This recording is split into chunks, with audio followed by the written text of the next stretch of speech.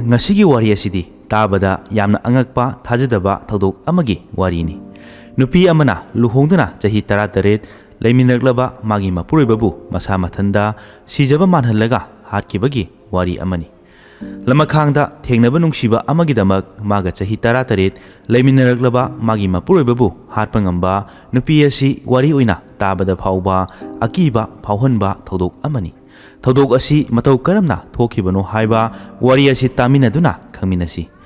thodok asi Karnataki mafam amada Karkara kauba mafam ama leirami haiba mafam asida chahi 94 suraba Balakrishna kauba nupa amadi magi loinabi chahi 36 surabi Pratima aduga makoigi angang amadi machin manau singa yamna nungaiba punsi mahing ama hingduna leirami adubu chahi asigi September loirakpa amadi October tha horokpa matamda Balakrishna asi kari karamba leinana no khangdana anaba khara haurami Balakrishna hakchang nungaite haiduna makoigi yungi miyoisingda hairami adubu yungi miyoisingnasu yamna hena khanjilamde maramdi hairiba matam asi aing asa khara hongba horokpa matam oibana fever tauba oiramgani hidak khara charaga phagani haiduna leirambani haibadi anaba asida thoina hena thausanararamkide adubu anaba asina henjilaktuna khanghaudana oba horongki Balakrishna oba horokpadagi yungi miyoisingnasu pakhatpa phawrongki asumna khudakta Balakrishnabu hospital da puduna chalami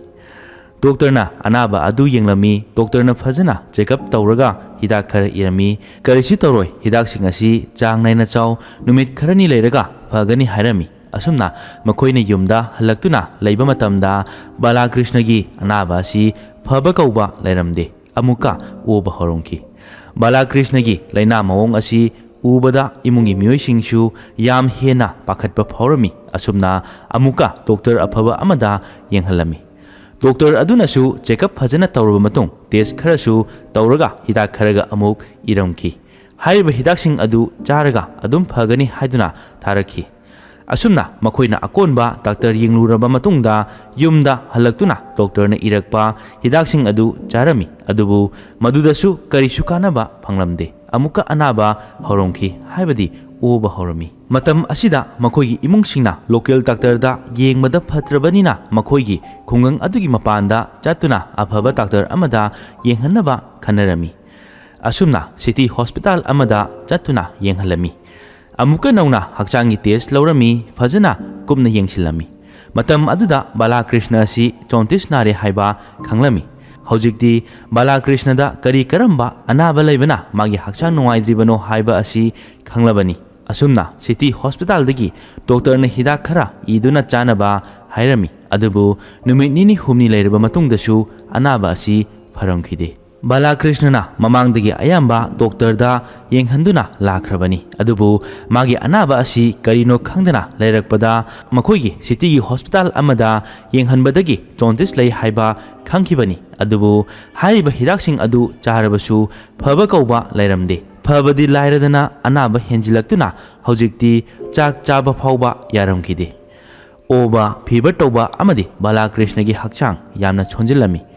makhoina doctor makhal makha kaya yenghanbadi leptrebani asumna matam hojilami doctor kaya ama yenglabasu anaba pharamkhide hena hakchang chonjilami handak makhoina city amada chatuna doctor amada amuk yenghaluba matamda makhoina thajadaba anaba ama Balakrishna da nare haiba khanglamki doctor na hairakpagi matungina Balakrishna asibu makhoina kanba ngamlaroi mahaki anaba si blood cancer ni adusu last stage ni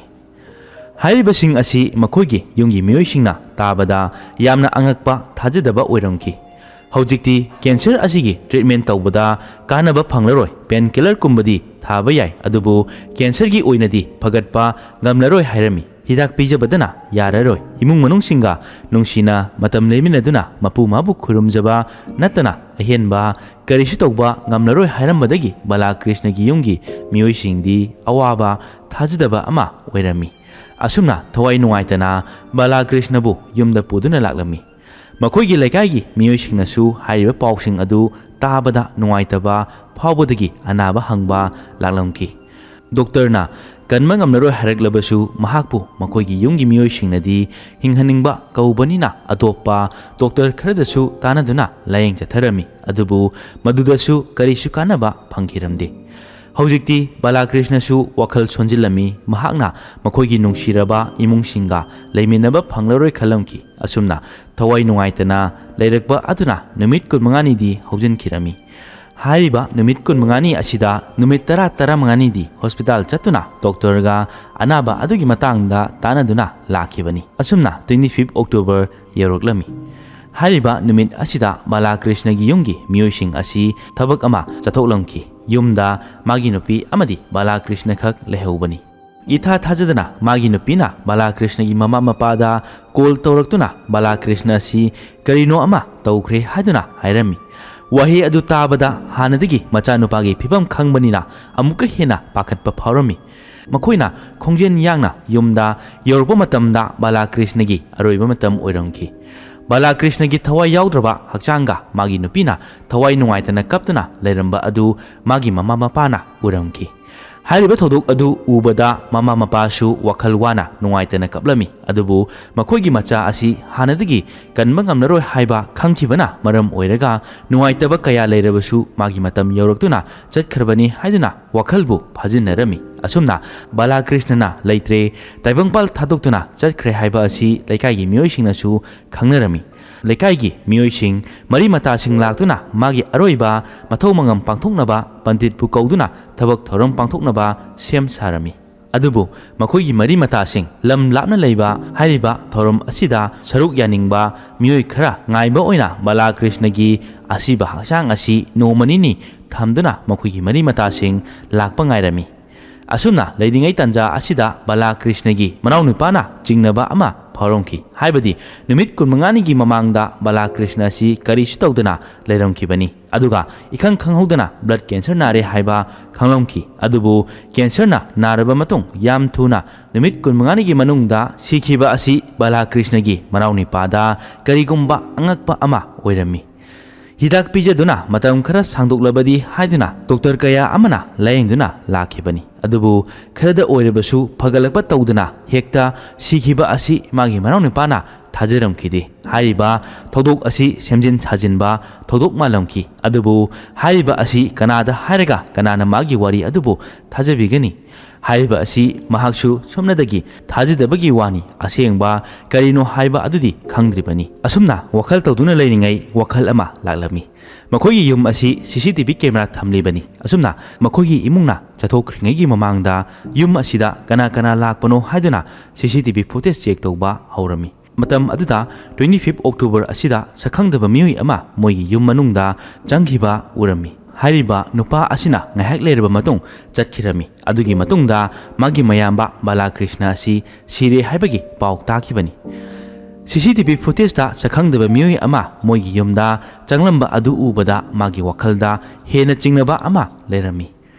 asumna mana police ta call tawduna thodok pumba hairamki police na wari adu tabiduna yum aduda laklami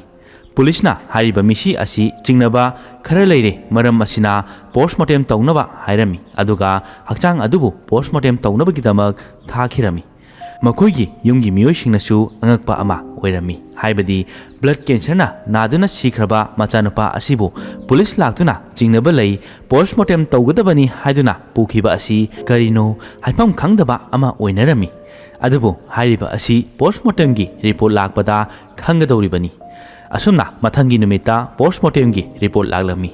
report aduna hai Balakrishna sina siribagi maram asi magi sor nampuda thingbadagi sor honma ngamdabadagi sikhibani hairami cancer naduna leiraba miyoi amabu sor honma ngamdabadagi sibani haiba khangmada angakpa ama oinaramki hojik police na Balakrishna gi nupida wahang tawwa horami Balakrishna na sire haibagi paw asi magi nupi asina call tawduna hairamkibani maram asina police na magi nupi asida jingnaba leirami adubu nupi asina police na hangba wahangda phajana khumlamdabadagi police station da puduna chalami police na hangba yaba wahang hanglaba matong kona thangda asengba achumba pumba hairami hariba wa adu tabada police mabu hekpo piriba mama mapa mane maku miyoi kudingmakna angakpa thajadaba ama oinarami Pratibha amadi Balakrishnaga luhongduna leirakpa asi chahi 13 surabani. Makhoi ani nungsi chanana leirami. Asumna leirakpada coronavirus ki matam yaruklami hariba matam asida miyoi kana amatana yumdagi mapanda thokpa yanaramkhide. Yum manungda leiduna coronavirus dagi ngathoknabagidamak yum manungda leinarami. Matam asi yum manungdada leimanbadagi miyoi ayamba awaba boring chuba oinarami. Balakrishna matam lenabagitamak TV yengduna matam lelami. Matam asida magi nupi Pratimana di matam lenabagitamak reels semduna social media da thagatpa horami. Mayamsu magi thabak tawgadabasing adu tawba yadabadagi matam lenba oina social media paiduna matam lenaramba matam ama oibadagi Pratimagi reels asibu miyamna pamna yengnarami. Hariba matam asida Dilip kauba nupa amaga thengnarami. Makhoi anina tamna wari sanaduna marup ama oina tinarami. Adubu makhoi marup ama oina tinaramba aduda makhoi ani nungsiba phaunarami. Asumna makhoi ani social media da khangnaduna nungsinarami. Makhoi anina leiriba mafam haibadi yum asi yamna lapnadabana maram oiraga makhoina unabada yamna laiba ama oirami. Aduga miyoi kana amatanasu makhoi ani nungsinai haiba asi khangma ngamloi haina khalamki. Asumna matam kuina sangna social media da pau phaunarambadagi tamna phone number launaduna pau phaunarami. Aduga lockdown hangdorakpa matamda makhoi anina unarami. Amukhak natana makhoi anina yam toina tattana unarami. Makhoi anina miyoi kana amata khanghandanaba tawrabasu nongmadi makhoi anigi nungsinaba makhoi anina lona unaba adu magi nupa Balakrishna khanglami. Balakrishna magi nupina matam lenmada kharada oirabasu phagadra khandana reel sembada karisu athingba tawdana namhankibani. Adubu Pratibhana reel semba khak natana atopa nupa amaga mari leinaramba aduda magi nupana saurongki. Aduga hai ngasidagi reels namba amadi Dilip ka unaba yaroi. Adubu hariba asi matam thenglamki Pratibha amadi Dilip makhoi anina yam hena nungsinabada natana aronba marisu thamlamki. Hojikti magi mapuroibana magi nupida afaba pautak piduna afaba nupi ama oinaba hairubada karisu nataba lamakhangda thengnakiba Dilip amadi Pratibha makhoi anigi marakta magi mapuroiba Balakrishna yetpa oina taramki. Magi nupana hairabasu Pratimana lona magi nupa khanghandana pau phaunarami. Dilip amadi Pratimaga wari sanabada Dilipna Balakrishnaga khainanaba hairami. Adubu Pratimana yaramde maramdi chahi 13 hena luhongduna leraklabani hojik kari hairaga khainagani. Adudi kari tawgani haina khanarmi. Asumna kupna khanaraba matung Pratimagi nupa Balakrishna bu hanaba plan tawramani. Adubu karigumba Balakrishna bu hatlabadi madugi matungda police na thigatuna kanana kari maramgidamak hatpano haiba khangnarakani. Adudi kari karamba plan tawduna hatsige. Balakrishna bu hatlabasu masa mathanda chijaba manba maongda hatnaba plan tawrongki. Makhoi anina kari karamba maongda hatlagadi masa mathanda chijaba mangani haiduna research tawba horami. Mi amabu tamna matau karamna hatkani haina video kaya ama yenglami internet ta thiba yaba thirami. Makhoi anina thirakpada chemical amagi matangda khanglami. Hariba chemical asi aikhoina chak chaba matamda yanchilaga pijarabadi tamna cancer narakani. Cancer naraga sirabadi makhoina hatpani haiba khallaroi. Adugi matungda makhoi anina nuwaina lehogani haina khalamki. Asumna makhoina Balakrishna bu hatnaba plan tawba loikhrabani. Adubu makhoida luriba asi hariba chemical asi mafam kadaida phangani aduga mafam kadaidagi laigani haiba asini. Madugisu makhoina fajana plan tawruba matung court asangba ama litlaga Dilipna adwaigi local labs amada chatuna hariba chemical asi laigibani. Aduga June thada hariba chemical asi laigibani. Adugi matung Dilipna Pratimada piduna Pratimana magi nupa Balakrishna da chak pijaba matamda chemical asi khara hapchilaga pijakibani. June, July, August, September, October yorpa matamda chemical adugi mathau tawba horongki. Asumna cancer amagi anaba onba horokibani. Anaba kaya horokibadagi hospital kaya da chatuna doctor kaya tanaduna layengba hokibani. Adubu doctor na Balakrishna asi blood cancer nare mahak asi kanmangamlaroi hairabasu magi masada ka hena sonjindaba asida Dilip amadi Pratibhadadi ngaibada awaba ama oirami. Makhoina chemical yanchinduna pijirakhiba asi June dagini ꯊꯥ ꯃꯔꯤ ꯃꯉꯥ ꯐꯥꯔꯕ ꯐꯥꯎꯕ ꯁꯤꯕ ꯀꯧꯗꯕꯗꯒꯤ ꯑꯃꯗꯤ ꯃꯈꯣꯏꯗ chemical ꯑꯁꯤꯁꯨ ꯂꯩꯁꯤꯜꯂꯛꯇꯕꯗꯒꯤ ꯃꯈꯣꯏ ꯑꯅꯤꯅ ꯑꯇꯣꯞꯄ ꯄ꯭ꯂꯥꯟ ꯑꯃ ꯇꯧꯔꯛꯈꯤꯕꯅꯤ ꯍꯧꯖꯤꯛ ꯕ꯭ꯂꯗ ꯀꯦꯟꯁꯔ ꯅꯥꯗꯨꯅ ꯂꯩꯔꯕꯅꯤ ꯃꯇꯝ ꯑꯁꯤꯗ ꯍꯥꯠꯂꯕꯗꯤ ꯕ꯭ꯂꯗ ꯀꯦꯟꯁꯔ ꯅꯥꯕꯗꯒꯤ ꯁꯤꯈ꯭ꯔꯦ ꯍꯥꯏꯕꯗ ꯊꯥꯖꯔꯒꯅꯤ ꯈꯜꯂꯝꯈꯤ ꯗꯣꯛꯇꯔꯅꯁꯨ ꯀꯦꯟꯁꯔ ꯅꯥꯔꯦ ꯀꯟꯕ ꯉꯝꯂꯔꯣꯏ ꯍꯥꯏꯈꯤꯕ ꯂꯩꯔꯕꯅꯤ ꯃꯁꯤꯒꯤ ꯈꯨꯗꯣꯡꯆꯥꯕ ꯂꯧꯔꯒ ꯑꯃꯗꯤ ꯕꯥꯂꯥꯀ꯭ꯔꯤꯁꯅꯒꯤ ꯌꯨꯝꯒꯤ ꯃꯤ ꯆꯠꯊꯣꯛꯈꯤꯕꯒꯤ ꯈꯨꯗꯣꯡꯆꯥꯕ ꯂꯧꯔꯒ ꯕꯥꯂꯥꯀ꯭ꯔꯤꯁꯅꯕꯨ ꯗꯤꯂꯤꯞ ꯑꯃꯗꯤ ꯄ꯭ꯔꯇꯤꯃꯥꯅ ꯈꯧꯔꯤ ꯃꯦꯠꯂꯒ ꯍꯥꯠꯈꯤꯕꯅꯤ ꯕꯥꯂꯥꯀ꯭ꯔꯤꯁꯅꯗꯤ ꯍꯥꯟꯅꯗꯒꯤ ꯅꯥꯗꯨꯅ ꯁꯣꯟꯗꯨꯅ ꯂꯩꯔꯕꯅꯤ ꯃꯈꯣꯏꯅ ꯍꯥꯠꯇꯣꯛꯂꯒ ꯃꯥꯒꯤ ꯑꯅꯥꯕ ꯑꯗꯨꯅ ꯃꯁꯥ ꯃꯊꯟꯇ ꯁꯤꯖꯕꯅꯤ ꯍꯥꯏꯕꯗ ꯃꯈꯣꯏꯗ ꯆꯤꯡꯅꯕ ꯂꯩꯔꯔꯣꯏ ꯈꯜꯂꯝꯈꯤ ꯑꯁꯨꯝꯅ ꯃꯈꯣꯏꯅ ꯕꯥꯂꯥꯀ꯭ꯔꯤꯁꯅꯕꯨ ꯍꯥꯠꯈꯤꯕꯅꯤ ꯑꯗꯨꯒ ꯄ꯭ꯔꯇꯤꯃꯥꯅ ꯃꯥꯒꯤ ꯅꯨꯄꯥ ꯑꯁꯤ ꯀꯔꯤꯅꯣ ꯑꯃ ꯇꯧꯈ꯭ꯔꯦ ꯍꯥꯏꯗꯨꯅ ꯃꯈꯣꯏꯒꯤ ꯕꯥꯂꯥꯀ꯭ꯔꯤꯁꯅꯒꯤ ꯃꯃꯥ ꯃꯄꯥꯗ ꯀꯣꯜ ꯇꯧꯗꯨꯅ ꯍꯥꯏꯈꯤꯕꯅꯤ ꯑꯗꯨꯕꯨ ꯃꯈꯣꯏꯅ ꯇꯧꯔꯤꯕ ꯊꯕꯛ ꯑꯗꯨꯗ ꯕꯥꯂꯥꯀ꯭ꯔꯤꯁꯅꯒꯤ ꯃꯅꯥꯎꯅꯨꯄꯥꯅ ꯆꯤꯡꯅꯕ ꯈꯔ ꯂꯩꯕ ꯑꯗꯨꯒ CCTV ꯐꯨꯇꯦꯖꯇ ꯗꯤꯂꯤꯞ ꯎꯈꯤꯕ ꯑꯁꯤꯅ ꯃꯈꯣꯏꯅ ꯇꯧꯔꯨꯔꯤꯕ ꯊꯕꯛ ꯑꯗꯨ ꯂꯣꯠꯄ ꯌꯥꯔꯝꯈꯤꯗꯦ ꯑꯁꯨꯝꯅ ꯄꯨꯂꯤꯁꯅ ꯃꯈꯣꯏ ꯑꯅꯤꯕꯨ ꯐꯥꯈꯤꯕꯅꯤ ꯑꯗꯨꯒꯤ ꯃꯇꯨꯡꯗ ꯗꯤꯂꯤꯞꯇ ꯋꯥꯍꯪ ꯄꯥꯎꯍꯪ ꯇꯧꯗꯨꯅ ꯑꯁꯦꯡꯕ ꯀꯔꯤꯅꯣ ꯈꯪꯗꯣꯛꯂꯝꯃꯤ ꯃꯥꯅ ꯂꯦꯞꯁ ꯑꯃꯗ ꯂꯦꯞ ꯇꯦꯛꯅꯤꯁꯤꯌꯜ ꯁꯥꯗꯨꯅ ꯀꯦꯃꯤꯀꯦꯜ ꯂꯩꯈꯤꯕ ꯑꯗꯨꯒ ꯀꯦꯃꯤꯀꯦꯜ ꯍꯥꯞꯈꯤꯕꯒꯤ ꯕꯣꯇꯜꯁꯤꯡ ꯑꯗꯨꯁꯨ ꯗꯤꯂꯤꯞꯅ ꯍꯥꯏꯔꯛꯄꯒꯤ ꯃꯇꯨꯡ ꯏꯟꯅ ꯐꯪꯈꯤꯔꯝꯃꯤ ꯍꯥꯏꯔꯤꯕ ꯊꯧꯗꯣꯛ ꯑꯁꯤ ꯈꯪꯂꯛꯄꯗ ꯄꯨꯂꯤꯁꯇꯁꯨ ꯌꯥꯝꯅ ꯊꯥꯖꯗꯕ ꯑꯉꯛꯄ ꯊꯧꯗꯣꯛ ꯑꯃ ꯑꯣꯏꯔꯝꯃꯤ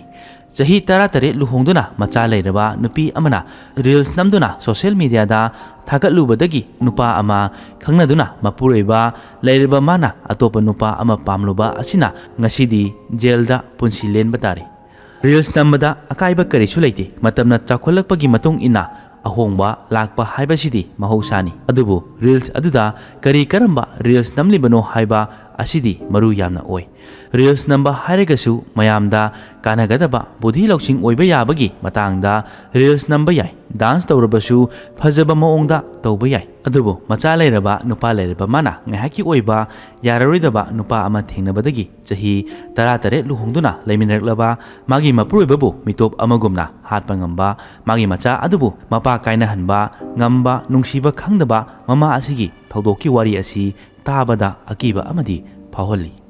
ꯃꯌꯥꯝꯁꯨ ꯋꯥꯔꯤ ꯑꯁꯤ ꯇꯥꯕꯤꯔꯕ ꯃꯇꯨꯡꯗ ꯀꯔꯤ ꯐꯥꯎꯕꯤꯕꯒꯦ ꯍꯥꯏꯕ ꯑꯗꯨ ꯀꯃꯦꯟ ꯇꯧꯗꯨꯅ ꯈꯪꯍꯟꯕꯤꯔꯛꯎ ꯑꯗꯨꯒ ꯑꯩꯈꯣꯏꯒꯤ ꯆꯦꯅꯦꯜ ꯑꯃꯁꯨ ꯂꯩ ꯍꯥꯏꯔꯤꯕ ꯆꯦꯅꯦꯜ ꯑꯁꯤꯒꯤ ꯃꯃꯤꯡꯗꯤ ꯂꯩꯀꯣꯜ ꯋꯥꯔꯤ ꯍꯥꯏꯔꯤꯕ ꯂꯩꯀꯣꯜ ꯋꯥꯔꯤ ꯆꯦꯅꯦꯜ ꯑꯁꯤꯕꯨ ꯃꯌꯥꯝꯅ ꯅꯨꯡꯁꯤꯕꯤꯗꯨꯅ ꯆꯪꯕꯤꯗꯨꯅ ꯋꯥꯔꯤ ꯑꯁꯤ ꯇꯥꯕꯤꯌꯨ ꯍꯥꯏꯔꯤꯕ ꯆꯦꯅꯦꯜ ꯑꯁꯤꯗ ꯃꯈꯜ ꯃꯈꯥ ꯀꯌꯥꯒꯤ ꯑꯣꯏꯕ ꯋꯥꯔꯤ ꯅꯨꯡꯉꯥꯏꯕ ꯋꯥꯔꯤ ꯀꯌꯥ ꯑꯃꯁꯨ ꯄꯨꯗꯨꯅ ꯂꯥꯛꯆꯒꯦ ꯍꯥꯏꯔꯤꯕ ꯆꯦꯅꯦꯜ ꯑꯁꯤꯒꯤ ꯂꯤꯡ ꯑꯁꯤ ꯗꯤꯁꯀ꯭ꯔꯤꯞꯁꯟ ꯕꯣꯛꯁ ꯑꯃꯗꯤ ꯀꯃꯦꯟ ꯕꯣꯛꯁꯇ ꯍꯥꯞꯆꯔꯝꯒꯦ ꯃꯌꯥꯝꯅ ꯆꯪꯕꯤꯗꯨꯅ ꯆꯦꯅꯦꯜ ꯑꯁꯤꯕꯨ ꯂꯥꯏꯛ ꯁꯦꯌꯔ ꯀꯃꯦꯟ ꯑꯃꯗꯤ ꯁꯕꯁꯀ꯭ꯔꯥꯏꯕ ꯇꯧꯕꯤꯔꯝꯃꯨ ꯑꯗꯨꯒ ꯏꯔꯣꯏꯅꯅ ꯍꯣꯏ ꯑꯦꯟꯇꯔꯇꯦꯟꯃꯦꯟꯠ ꯌꯨꯇ꯭ꯌꯨꯕ ꯆꯦꯅꯦꯜ ꯑꯁꯤꯕꯨꯁꯨ ꯃꯌꯥꯝꯅ ꯅꯨꯡꯁꯤꯕꯤꯗꯨꯅ ꯂꯥꯏꯛ ꯁꯦꯌꯔ ꯀꯃꯦꯟ ꯑꯃꯗꯤ ꯁꯕꯁꯀ꯭ꯔꯥꯏꯕ ꯇꯧꯕꯤꯔꯝꯃꯨ